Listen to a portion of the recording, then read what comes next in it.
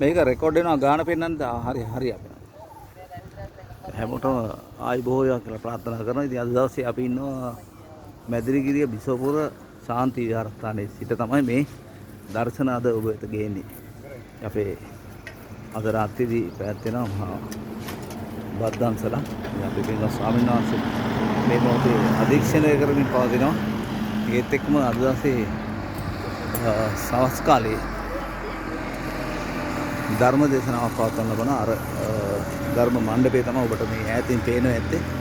ඉතින් සජීවී වැඩසටහන් දෙන්න අපි සූදානම් කරගෙන තියෙනවා අද හවස් භාගයේ. ඉතින් හැමෝටම ජය වේවා කියලා ප්‍රාර්ථනා කරනවා. තාමත් ලහිලහියේම වැඩ නිම කරන්න සූදානම. තව සුළු වෙලාවකින් එම වැඩ නිමා කරනවා. ඉතින් හැමෝටම ආයුබෝවන් කියලා ප්‍රාර්ථනා කරමින් සමු ගන්නවා අද දවසේ හැමෝටම තෙරුවන් සරණයි.